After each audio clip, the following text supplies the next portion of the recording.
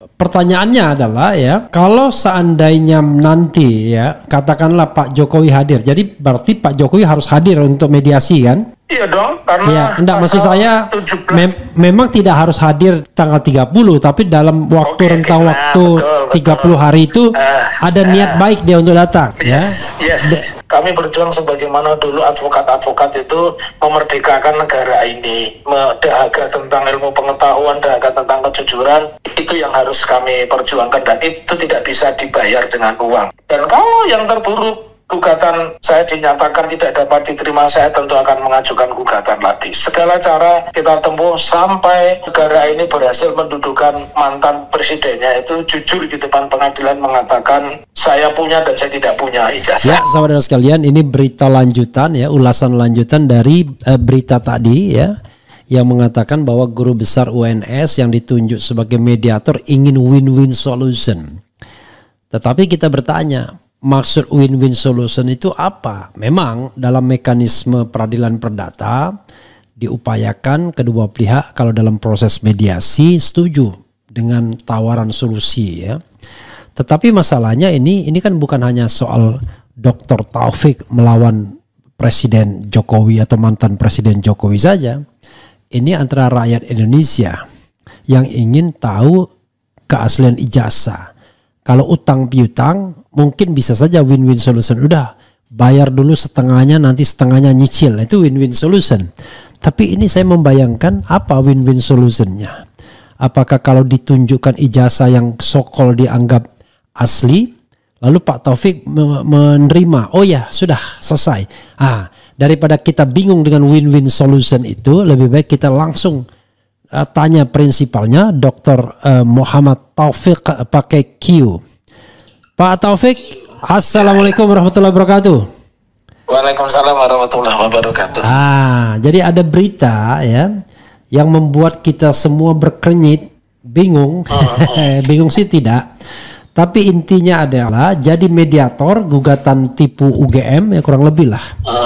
Guru besar ini maunya win-win solution. Dan dia mengemukakan kaidah-kaidah di dalam mediasi sebuah gugatan perdata. Tidak salah memang dalam proses mediasi selalu win-win solution. Tapi diterapkan pada kasus Jokowi ini kita bingung apa win-win solutionnya.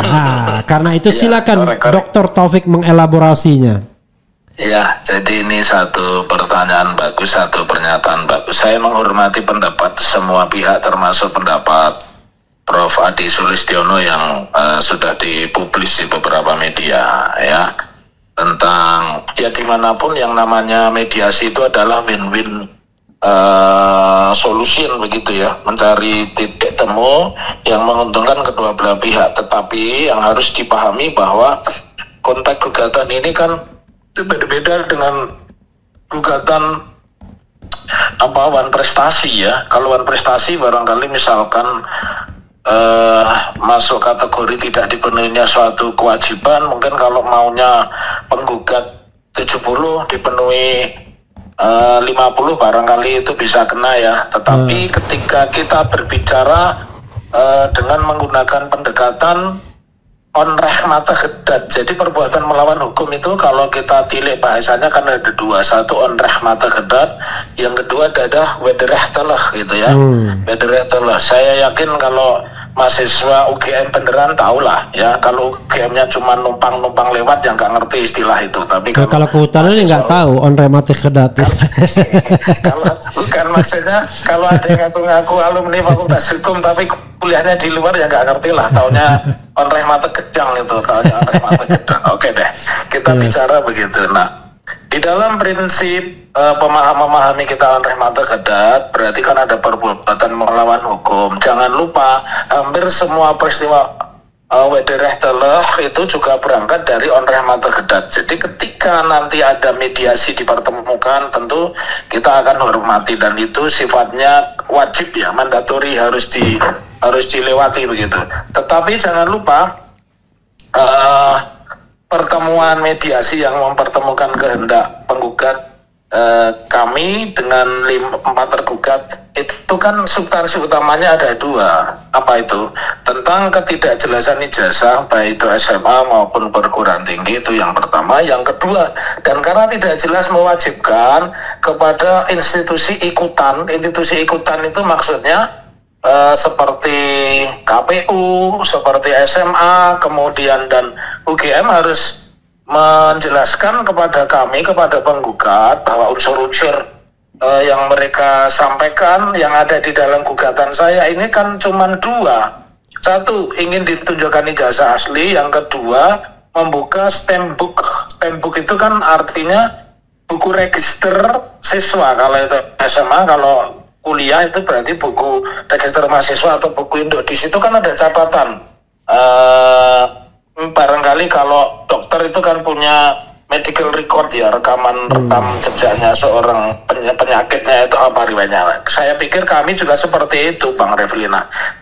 Persoalan yang muncul, bisakah itu dijelaskan kepada publik ya? Yang harus dipahami dulu begini, yang pertama, gugatan perdata ini kan gugatan yang sifatnya publik. Artinya publik itu segala informasi atau peristiwa yang ada di situ boleh diakses publik. Memang untuk mediasi itu tertutup, betul, sifatnya tertutup. Tetapi substansi atau hasil dari pertemuan mediasi harus disampaikan kepada publik. Nah, saya juga bertanya, mungkin tidak di situ Pak Jokowi sendiri yang hadir itu yang harus dipahami. Pasal 17 Undang-Undang 1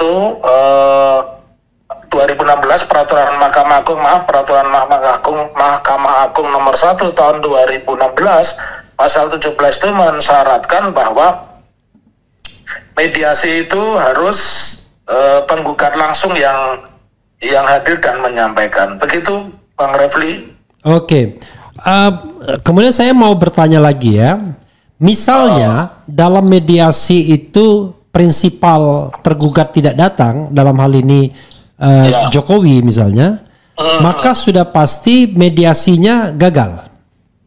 Ya mungkin begini ya, kan mediasi itu masih diberi waktu 30 hari, bahkan kalau 30 hari ini ada konstruksi yang sungguh-sungguh, artinya ada niat baik dari kedua pihak, tentu akan diperpanjang menjadi 10 hari lagi atau 40 hari. Nah, kalau kita ini serius, karena mohon maaf ya, sebelum kita ketemu di ruang sidang, ternyata kuasa tergugat kan sudah ketemu beberapa media, justru menginginkan yang namanya mediasi terlebih dahulu dan menginginkan adanya draft dari kami. Tentunya tidak ada draft ya, karena baru pertama ketemu bagaimana kita menyusun sebuah draft dan nanti masyarakat bisa mengkonstruksikan seolah-olah gugatan saya ini main-main karena tiba-tiba sudah membawa proposal begitu.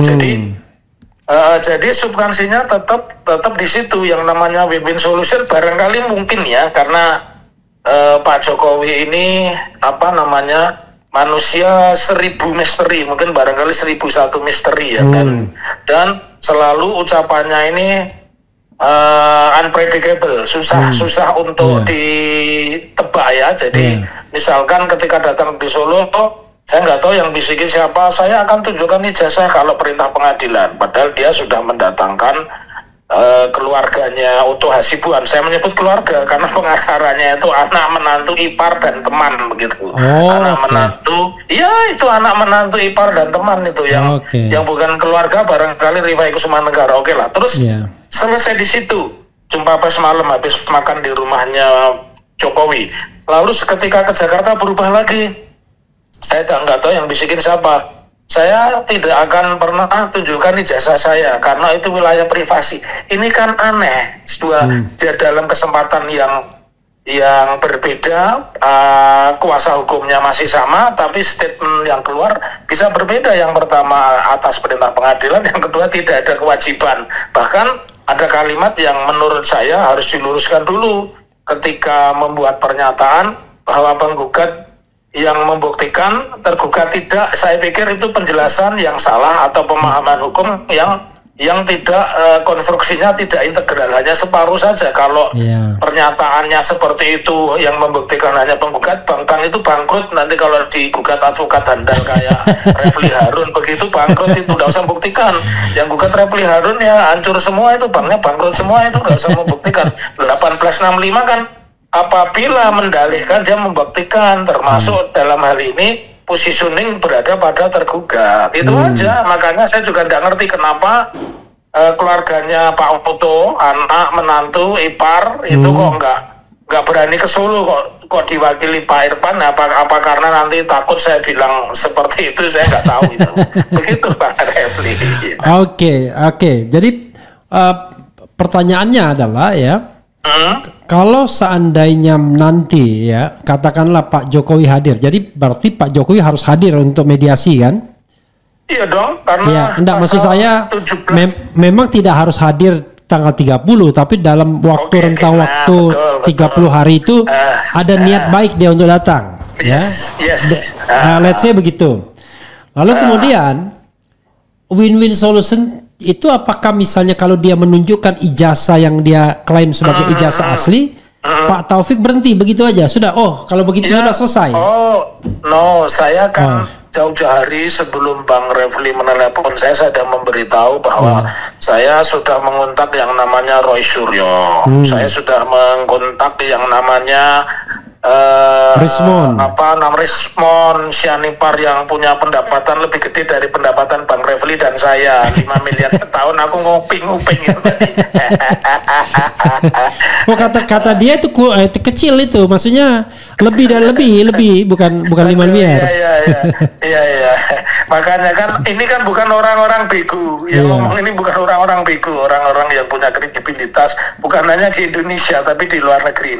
Oleh karenanya kan tidak mungkin, saya bukan posisi seperti wartawan 11 orang yang disuruh masuk ke rumah Pak Jokowi, dipesan ada 2 not, tidak boleh membawa alat perekam, tidak boleh membawa alat komunikasi, hanya ditujukan. Ini kan saya tidak sedang dalam main sulapan Bang Refli, saya kan diketawain orang.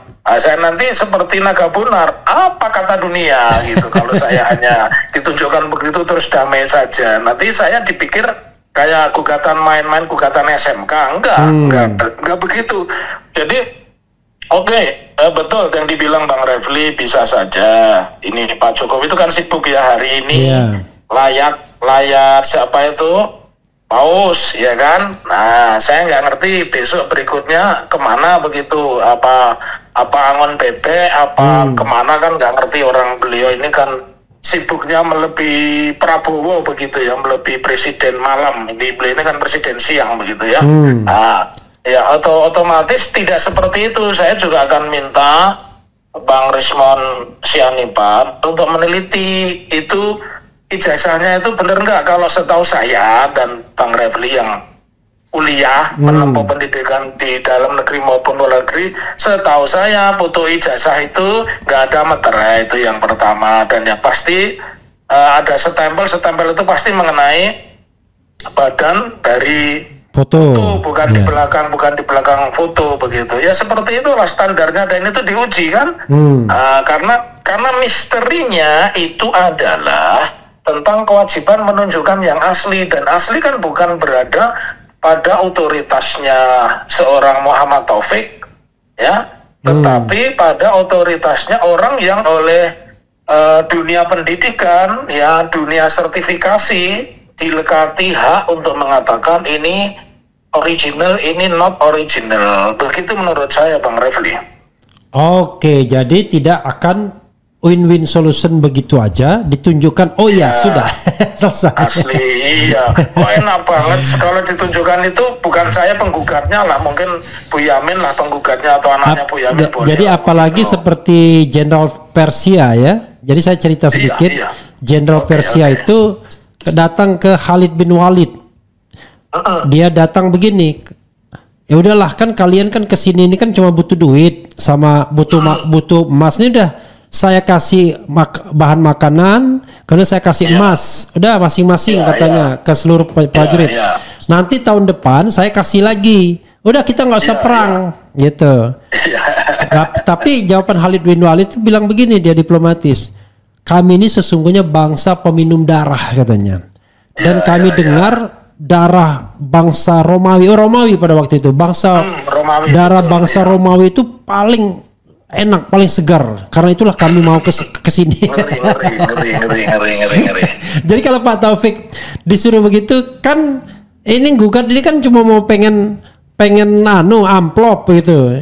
Kalau begitu kan gimana Pak Taufik? Enggak, saya akan bilang begini, meskipun saya tidak perlu harus merasa megalomania, tapi saya mengatakan saya mewakili jutaan penduduk Indonesia yang tidak percaya tentang sekolah Pak Jokowi. Itu saya akan mewakili jutaan perasaan, jutaan kejujuran dari bangsa Indonesia ini yang menginginkan presidennya itu jelas. Karena di dalam sejarah 7 presiden dan 8 presiden sekarang tidak ada satupun yang diragukan ijazahnya begitu. Jadi kalau mohon maaf ya memang pendukungnya Pak Jokowi itu ya levelnya seperti Pak Jokowi. Kenapa tidak mempersoalkan presiden sebelumnya tidak bermasalah kok tentang ijazah. Misalkan Pak Habibie kan tahu sekolahnya di mana, di Delft, kemudian Gus Dur, Insinyur Soekarno, Gus Dur sekolahnya di mana, jelas. Megawati tidak pernah mengatakan saya sarjana, Megawati pernah kuliah di UI. Kan semuanya jelas, jadi kan tidak perlu.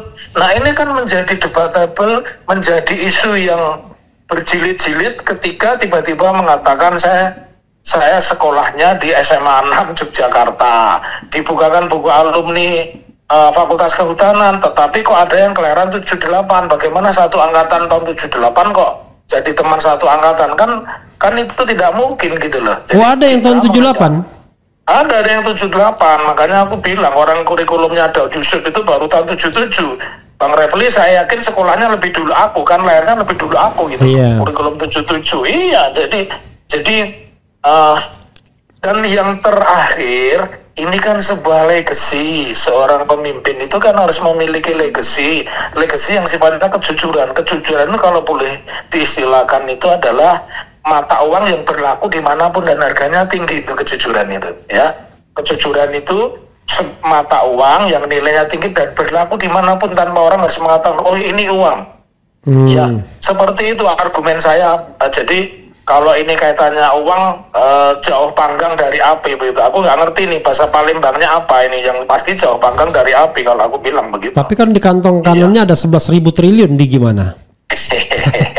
Ya 11.000 pertama 11.000 triliun. Tapi yang saya belum tahu kenapa itu Menteri Pertanian tidak membuat ternak kalajengking. Kalau 2 milinya harganya 1,8 miliar gitu.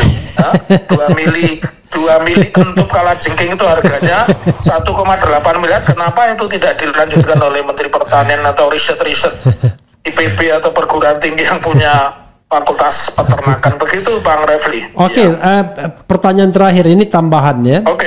Akhirnya Pradi Bersatu ya itu mengalihkan laporannya ke Polres Metro Jakarta Selatan. Yes. Barangkali dianggap locus delicti. Padahal kalau kita bicara ini masalahnya nasional, Bareskrim itu sudah representatif. Tapi betul. Sepertinya Bareskrim buang badan. Tapi laporan ke Polres Jakarta Selatan diterima LP-nya. Iya. Hari ini ya. Dan tetap menggunakan untuk sementara katanya. Menggunakan pasal penghasutan sebelum kemudian dikasih clue oleh penegak hukum, kita tidak tahu kan. Intinya pasal penghasutan salah satunya adalah melalui media itu mengatakan ijazah palsu. Jadi nggak ngerti siapa yang dihasut, lalu apa perbuatan pidana orang yang dihasut tersebut. Silakan Pak Taufik. Ya.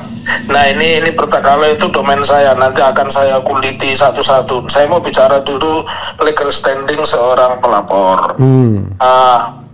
Beberapa pasal mungkin itu sifatnya delik aduan yang sifatnya relatif atau absolut ya, harus yang bersangkutan yang melaporkan begitu mungkin ya. Tapi saya nggak tahu itu sudah, karena di dalam beberapa kesempatan polisi itu juga menjadi konsultan. Nah terbukti di Solo kasus yang menimpa anggota tim kami kan, sementara kita bikin laporan 2013 sudah tersangka, tidak dijadikan perkaranya tidak dinaikkan, justru di SP3. Nah sementara yang laporannya baru beberapa bulan dinaikkan. Oke lah. Ya, Oh ini mengenai kerabat Pak Taufik ya? Bukan kerabat, apa? Tim lawyer ya? Yang anggota tim ya. Ya, Zainal Mustafa ya. Oke. Kalau kita mendasarkan pada pemahaman pasal 160 ini kan ada delik yang formil dan material. Formilnya ya mungkin lah bla bla bla bla, menghasut dan sebagainya. Meskipun itu harus dipertanyakan. Kata-kata menghasut itu kan ada dua, menghasut yang sifatnya absolut, menghasut yang sifatnya relatif juga. Yang absolut itu bagaimana? Misalkan saya sedang memimpin orasi, di situ ada polisi, saya minta ayo serbu kantor polisi atau serbu markasnya siapa begitu. Itu yang namanya penghasutan yang sifatnya absolut. Tapi ada juga penghasutan yang sifatnya relatif. Apa ini layak ya kita serbu? Dia bicara tentang kejelekan kelompok ya atau institusi, kemudian dikasih konklusi bagaimana kalau ini kita sebut. Nah itu yang masuk kategori penghasutan relatif. Lalu yang materialnya itu harus dihubungkan ada tidak peristiwa itu. Tidak cukup hanya delik formilnya, baik itu mungkin masuk kategori penghasutan absolut atau penghasutan relatif, tetapi yang lebih penting itu delik material. Delik material itu harus diuji dulu apakah setelah pidato itu ada sebuah peristiwa yang melatar belakangnya yang kemudian menyebabkan orang itu melakukan kekerasan begitu. Sejauh ini kan tidak. Ya, kalau mereka mendasarkan pada apa yang terjadi kepada Gus Nur dan Bambang Tridan, alhamdulillah sudah dapat kabar belum tentang Gus Nur, Bang Refli? Gus Nur sudah bebas, tapi bebas bersyarat. Bebas bersyarat. Nah, makanya beliau tidak mau dijemput. Ya. Dan jangan diundang. Dan saya nasihati, jangan diundang ke Refli Harun Channel. Nanti takut ngomongnya salah lagi, ditangkap lagi nanti. Ya. Sebenarnya kalau negaranya demokratis, nggak ada orang yang dihukum karena ngomong. Ini begini. Yeah. Para pelapor itu tidak menyadari bahwa pasal 14 ayat 1 dan pasal 15 itu oleh Mahkamah Konstitusi sudah dikonstruksi, sudah dihapuskan. Jadi yang namanya ribut itu justru di medsos ribut. Orang dapat duitnya kan kalau viewernya banyak, followernya banyak, ada orang yang pro kontra dan sebagainya. Ini tidak bisa dipakai pendekatan seperti itu, salah ya. Itu dari sisi delik formil, material, kemudian apakah ini yang formil tadi apakah absolut, apakah relatif begitu penghasutannya. Lalu sekarang aku mau bicara tentang pengacara ini, Bang Refli. Yang aku pelajari di dalam sejarah perbandingan hukum, kebetulan saya kan ngajar sejarah perbandingan hukum. Kemerdekaan Pakistan dipelopori oleh advokat namanya Muhammad Ali Jinnah. Ya. Muhammad Ali Jinnah ya. Kemudian India dipelopori oleh Mahatma Gandhi, itu juga seorang pengacara. Gandhi pernah jadi lawyer di Afrika Selatan dia. Iya. Juga Amerika Serikat salah satunya adalah Thomas Jefferson, itu seorang advokat. Irlandia, Jane Pickett itu juga seorang advokat. Di Indonesia jangan lupa ada nama Muhammad Yamin, Master Rum yang namanya diabadikan dalam perjanjian Rum-Royen. Mr. Supomo, jangan lupa. Iya, Mr. Supomo. Yang aku cerita semua itu advokat. Jadi advokat itu membela rakyat. Mana ada advokat melaporkan rakyat? Apa kurang kerjaan? Mending bergabung dengan Bu Yamin menggugat SMK, siapa tahu perdamaian nanti ada cuan barangkali begitu daripada melaporkan rakyat. Jadi satu dari legal standing juga tidak kena, kemudian delik formilnya apakah itu masuk kategori formil yang absolut atau formil yang relatif, kemudian delik materialnya nggak kena, meskipun mungkin diperdebatkan harus ada anasirnya kan tidak terpenuhi. Cuma yang saya takutkan, Bang Refli, tiba-tiba nanti ada sekelompok orang itu mendemo kepolisian, kemudian mendemo ini itu supaya orang itu ditangkap dan itu dianggap sebagai kerusuhan.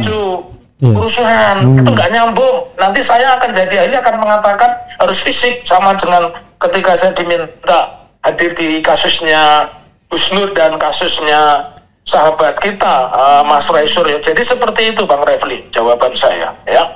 Oke, tetapi memang ini kegagalan Dr. Taufik mengajar ya kepada mahasiswa-mahasiswa pidana yang akhirnya muncul sebagai orang yang tidak sesuai dengan istilahnya asbabun nuzul menjadi advokat itu apa?